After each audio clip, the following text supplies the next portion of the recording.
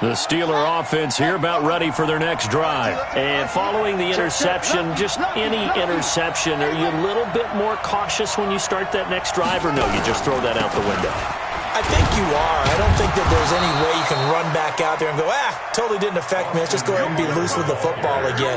You're going to take care of it, but you have to be careful about being too cautious because now you can't run any offense at all. Still want to attack. We'll see how they attack them here.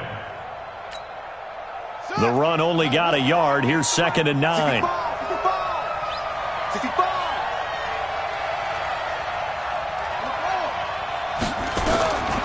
From the gun, Jackson.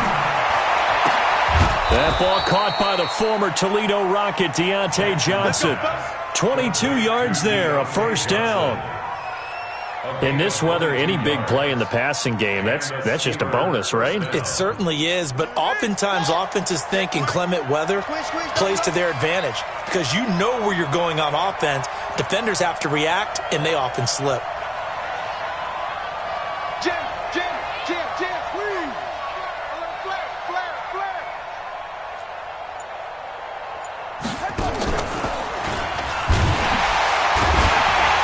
Here's a run on first down that won't even get back to the line of scrimmage. He will lose a yard, 2nd and 11. He'll wind up losing a yard on the play, and it'll be 2nd and 11. 2nd and 11 at the 45-yard line.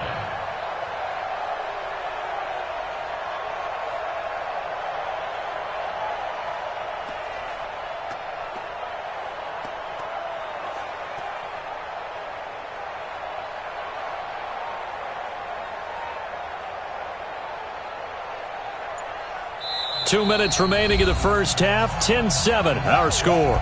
Yeah, baby.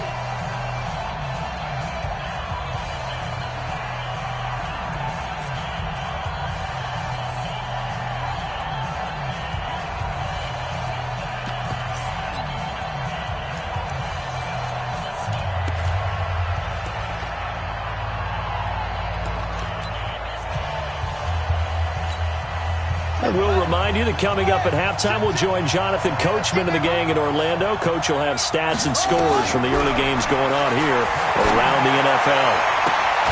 Now this one complete downfield on the left side. And they're going to have another first down as he's going to be tackled at the Browns' 35. Brandon, there have been some memorable snow games for championships in the NFL. 1948. Philadelphia Eagles, Chicago Cardinals. Well, the most famous one in my lifetime, I think, is got to be 01, right? Raiders, Patriots, to send the Patriots to the Super Bowl. The tuck roll, didn't you? Yeah, I think that's one people remember. But I also know this. Into heavy traffic, and it's intercepted. Read it well, and it's picked. And the return will stop them well inside their own 20 at the 15-yard line. CD, I know it's just his second year in the league as a quarterback, but that's going to be one when he flips on the tape. He's like, I shouldn't have thrown that ball. No doubt about it, and his coaching staff will be emphatic about he shouldn't have thrown that ball. But remember, second year, as you noted, on-the-job training, so he's got to take this feedback that he's getting, negative or otherwise, and turn it into positives moving forward. He's got a first down and more past the 30. A big hitter there, a first down gain of 26 yards. Exactly what they needed right there, because they needed to use the ground game to take some pressure off, because the quarterback's been struggling a little bit. One play has him up past the 40 already, and another 1st and 10. SOS. Just regular.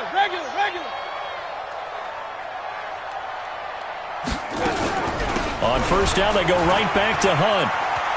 And they'll get him down after a pickup of 8, 2nd and 2. I know the toss play begins with the guy taking the snap and turning around and tossing it to the runner. But where the real intrigue is, can they seal the edge? Whether it's an offensive tackle or a tight end in the direction they want to run the football. If they do that, that's the result that you get, that type of a gain. If they don't, oftentimes it's not a very successful play. Now a deep ball there on 2nd down, but it'll wind up incomplete. I know coaches tell us all the time that having a powerful arm isn't the number one thing they look for in a quarterback. But when you're trying to throw inside routes and you need to put some heat on it, it helps to have the big gun. In this case, just a little bit too much. They'll try to run for the first down with Hunt. And they went the wrong way there. Losing yardage back at the 43-yard line. That'll bring up fourth. They had the 8-yard gain on first down, but unable to do much from there. Here's Jamie Gillen now as he'll punt it away for the second time. And he gets it away, a directional kick going toward the sideline. That one sails out of bounds. The side judge will walk it off. And he says it went out of bounds at the 9-yard line. Nice punt. The field position game, such an overlooked facet, Charles, of an NFL game, but this offense, they're going to be pinned back. What an ideal punt. An ideal punt, and it leads to that term complementary football, because them doing that puts their defense in a great spot, doesn't it? Gives them a chance. If they want to be aggressive, try and maybe get a safety out of this whole thing, it puts them in that position.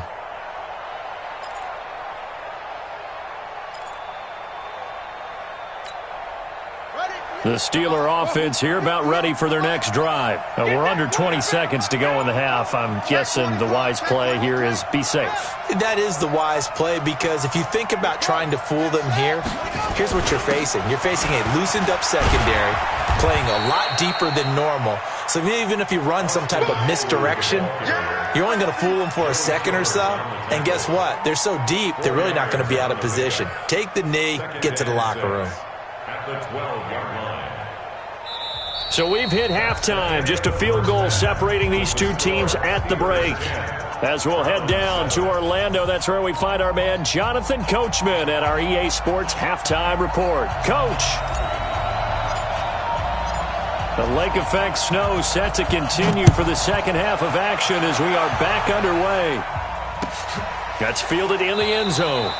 And no run back here. This will be a touchback, and it comes out to the 25-yard line.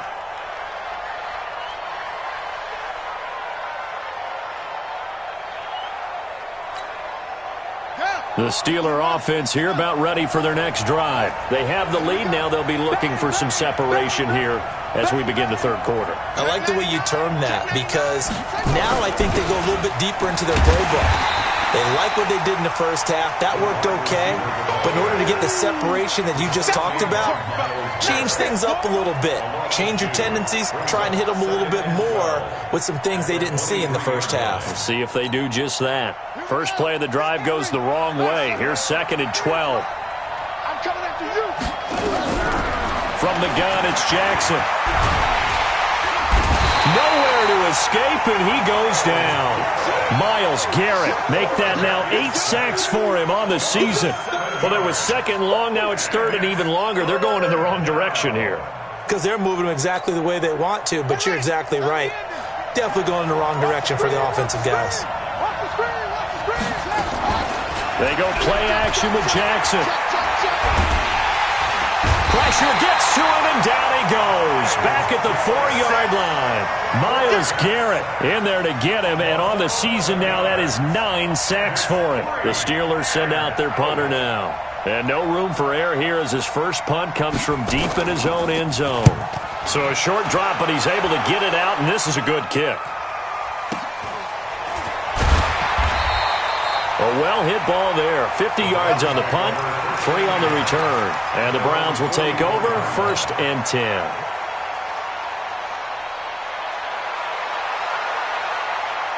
The Cleveland offense ready to go. They're down in this game. A chance for the offense, though, to put something on the board, get some momentum here in half 2. Try and get things kick-started for them. And you know at the half, they discussed how they were going to get that done. This is where scripting comes into play a lot of the time. How many plays do you script coming out of the second? Most of the time in the first half, you're scripting 12 to 16. I think in the second half, you're really scripting more like 8 to 10. Kind of a starter or an opener, whatever terminology they use. Just something to get you off to a quick start.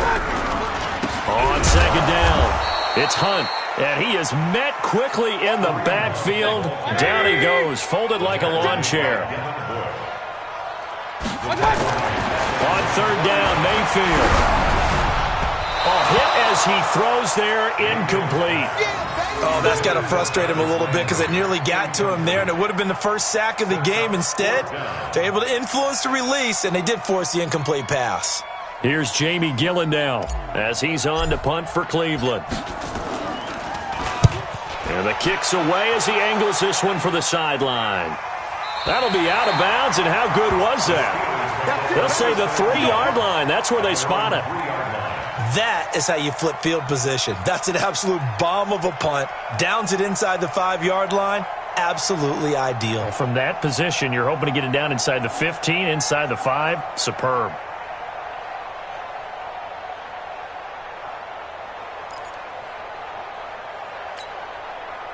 The Steeler offense here about ready for their next drive. And they will start this drive with just terrible field position, backed up inside their own 5. But we have seen teams be bold here and take shots, right? Sometimes you go max protection, make it a one-receiver route, and take your shot downfield and see what happens. And occasionally, we've seen success occur. At the 9-yard line. 6 yards was the pickup on the last completion, so here's 2nd and 4. Check 15, check. On 2nd down, Eckler. And just not much to be had there. 1 yard out to the 10. Tough first half for him, unable to put up the numbers he's used to producing. But with a guy like him, you and I both know it just takes a couple of explosive touches for him to make an impact on this game and on the stat sheet as well. Let's get it.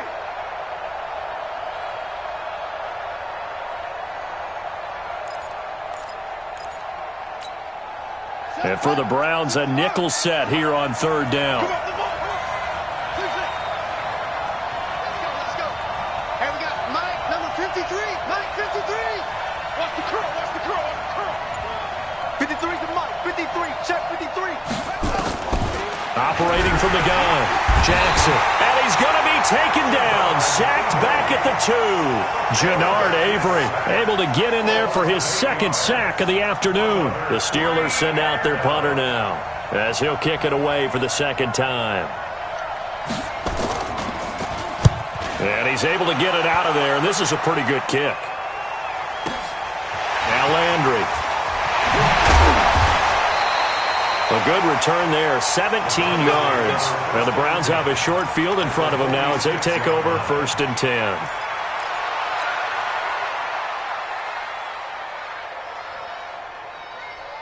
Set, 180. A 1st down throw from Mayfield. That one is caught by Hunt. And he's got this down to the 35. That's good for a Cleveland 1st down, an 11-yard pickup.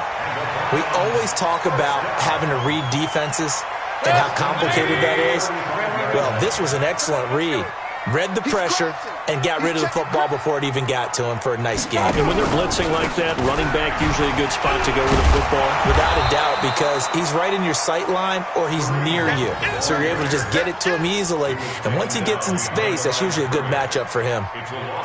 Continues to be a struggle for this offense and this home crowd. They're growing a little restless here in the 2nd half. And I think they've just got to look at how they're trying to move the football. Yeah, you want to run it, but maybe you spread it out, maybe some swing passes that can take the place of runs and give you a little more space. Now this one to his running back out of the backfield. And he'll go down here at the 35-yard line. It'll be a pickup of only a yard, and it'll be 3rd and 10.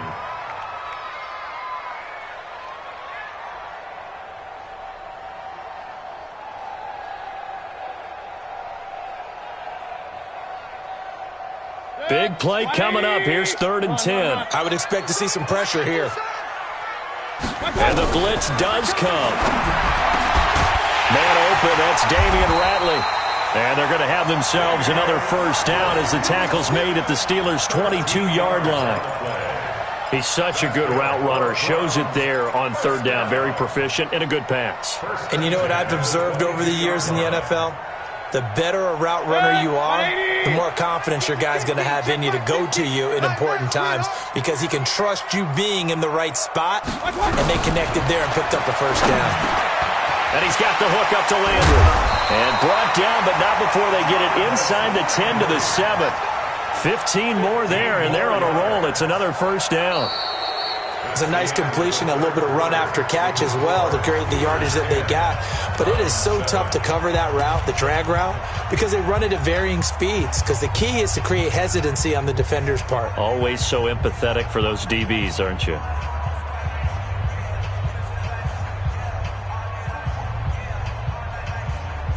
Only way to get the lead here, of course, with a touchdown. And that's what they're gunning for on 1st and goal. Hey, alert 33. Kill, turn up.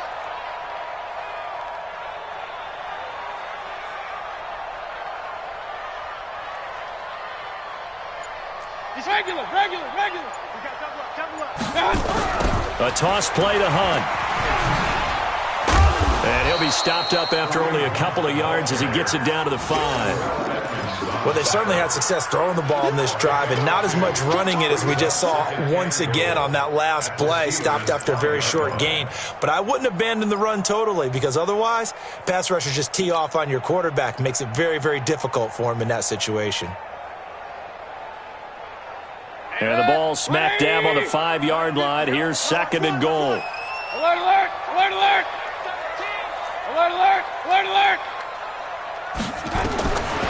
Mayfield. And that's going to be caught for a Browns touchdown. Damian Ratley, his 4th touchdown on the year. And the Browns have taken the lead. Extra point by Seibert up and good. And the lead is now 14-10. The kickoff unit is out on the field, and they will send this one away. This is taken near the 13. The Steelers take over 1st and 10 at their own 31-yard line.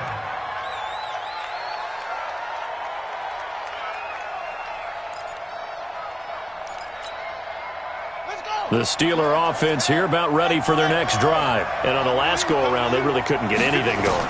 They had to punt from deep inside their own territory, which means they're going to lose the field. And he's going to be intercepted a 3rd time. Picked off by Travis Carey. And they'll take over inside the 45 at the 44-yard line. The Browns take over 1st and 10 at the 44-yard line. 180. Here we go, G. All day, defense, all day. Point it right. Check 26. Check 43. They'll run on 1st down. Hunt. And running room scarce here. He's going to be stopped in his tracks at the line of scrimmage. No gain on the play there. 2nd down. Brings up 2nd and 10 at the 44-yard line.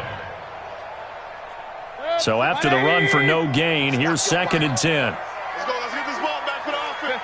Pistol. Working out of the gun, Mayfield. Oh, the ball comes out on the hit, but they'll say it's incomplete. Nothing open downfield, and he had to get that one out in a hurry because he just knew he was about to take a big shot. Probably couldn't get his legs into the throw. Became an all-arm throw trying to check it down to his running back. Incomplete. Mayfield from the gun on 3rd down. Gets this to Kareem Hunt, his running back. And he can only get this to the 42-yard line. And that is not near enough. Give him 2 yards on that play. And that's going to make it 4th down. Here's Jamie Gillen now as he'll punt it away for the 4th time today. He's averaging just under 50 yards a punt as he gets this away. Out of bounds as he appeared to be looking for the corner. He got it. They're going to mark this at the 4-yard line. You hate to give the ball away here in the 4th quarter while you're just holding a slim lead. But that punt, absolutely ideal. They pin them inside the 5-yard line. They give their defense a really nice opportunity.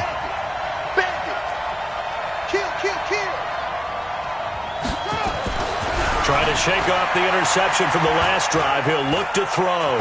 Being chased out left. And they'll bring him down right around the 13.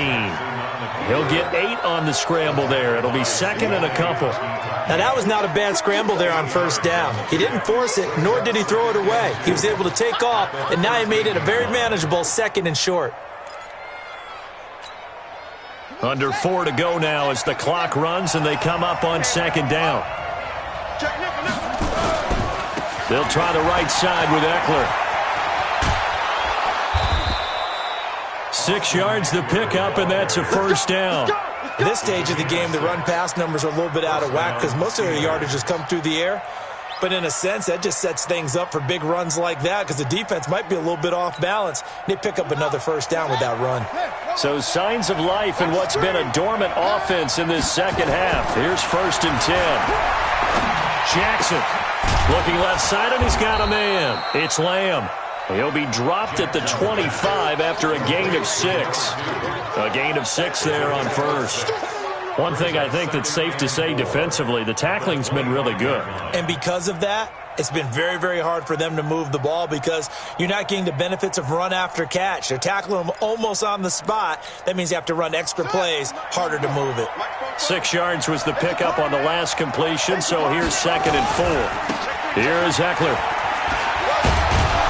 And he'll get it up near the 35, right at the 34 here.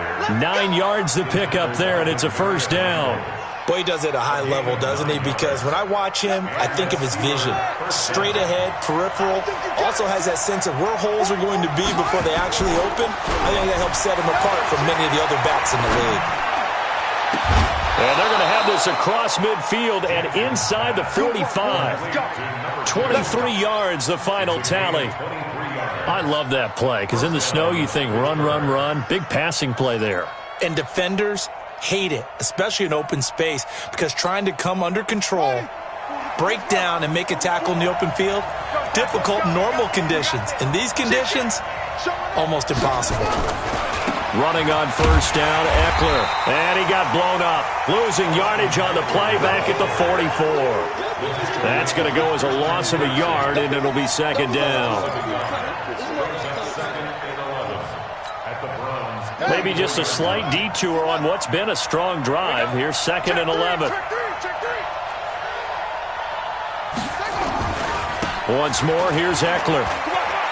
We've got a one-score game with inside of 2 minutes remaining.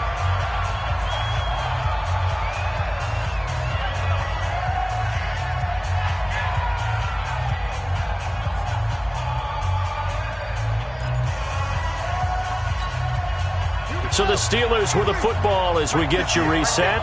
They face a critical 3rd down now, needing a score here in the late going. Now Jackson. And he will find his man on the outside. That one good for 14 yards and a Steeler first. Pardon, you got to like what they're doing right there. Little by little, they're getting closer. Another good pickup.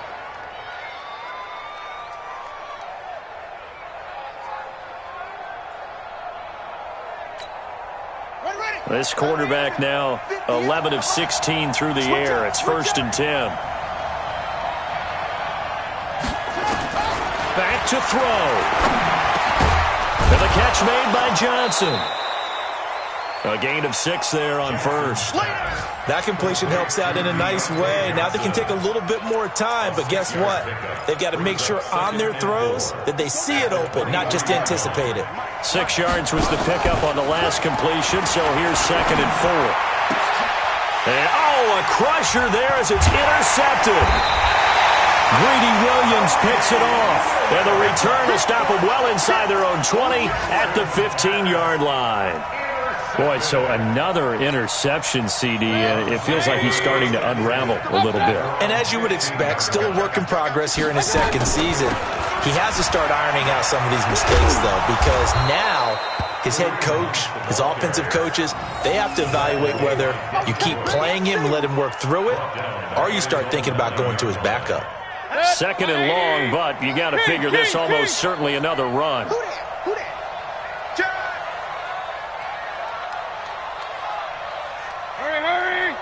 Motion. Hey, Mike's 50. Hurry. Strip that ball. Point it right.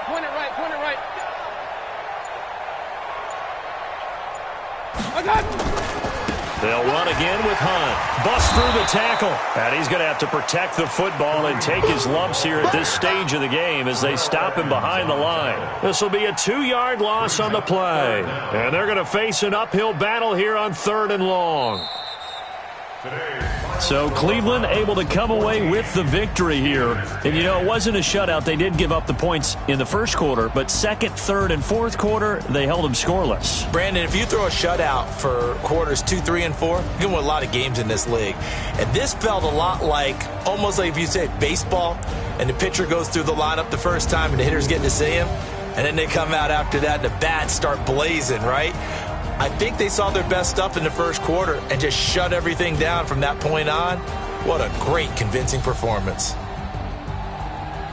So for Cleveland, the win is their 5th of the year as they move to 5-8. And they will hit the road next week for a date with the Philadelphia Eagles. Meanwhile, for Pittsburgh, any slim hopes they had at a playoff berth gone now as they drop to 4-9. And they'll get a chance to redeem themselves at home next week.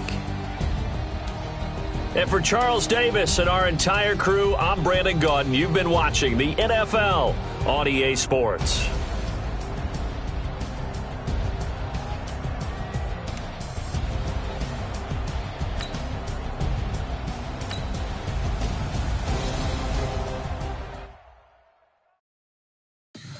Tell me what you want, what you need. Tell me what you wanna give. How much blood would you bleed? I'ma tell you I'm a misconceiver. I'm a believer.